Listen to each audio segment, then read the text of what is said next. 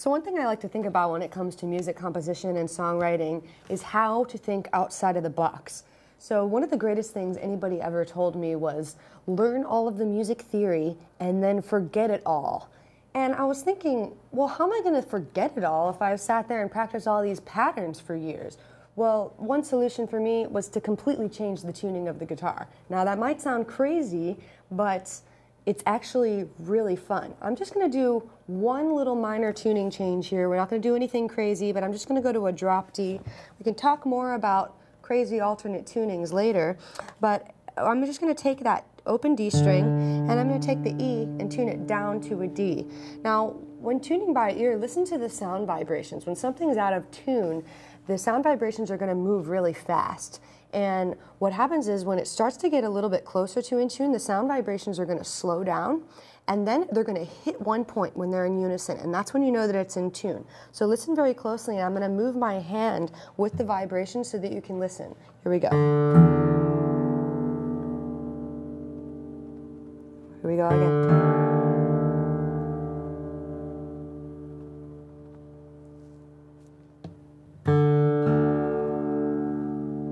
Sometimes it helps to go below and come back up.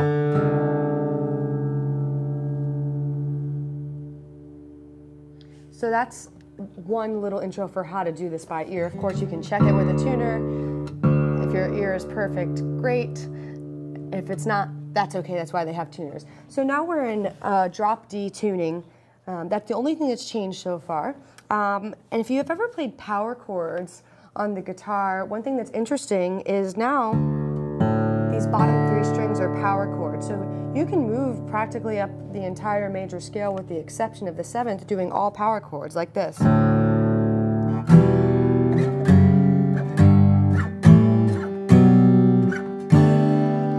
Now, it's not going to sound too good with these open strings on top, but the idea of it now is to have, you can do this double thumb pattern.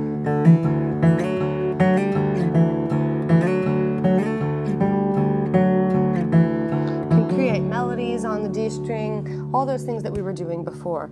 But I want to look at just a simple D chord, which you may have played before, this one. I'm going to get out of the box of that one, and I'm going to take the C shape and just move it up a whole step so that I can get this open G sound in there. I just love that chord. And we have the open E on top. And I'm just going to create a riff with this little shape right here.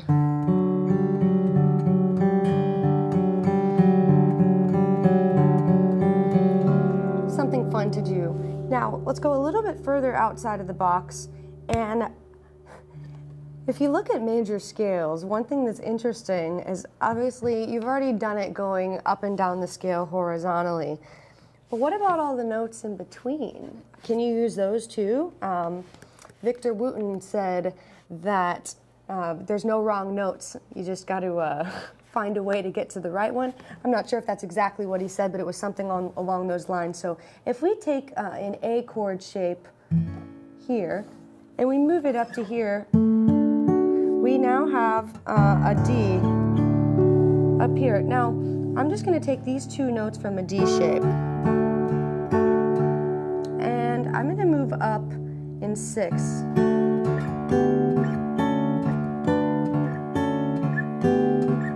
We already did this in the key of E, but now we're doing it on the D and B string.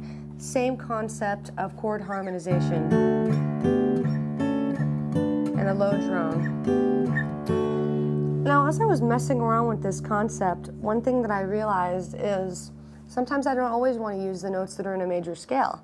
And sometimes I might want to just hear what it sounds like to do something a little bit different. So one thing I came up with was, and I thought, what would happen if I just changed this note? Oh, that's kind of nice. And then I moved this one down. And I moved it down again, so we have this sound.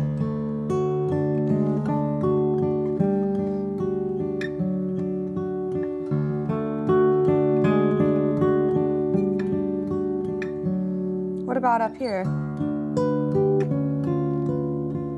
Now that's a weird chord, but you know what? Sometimes weird chords can resolve.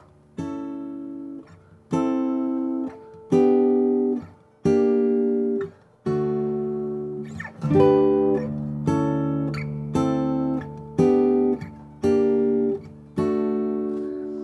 idea of what I'm talking about is you can come up with chords that you might not normally go to by using your brain and just by using your ear and experimenting. So I invite you to take shapes that you already know and see what it sounds like to change one or two notes and experiment, see what happens.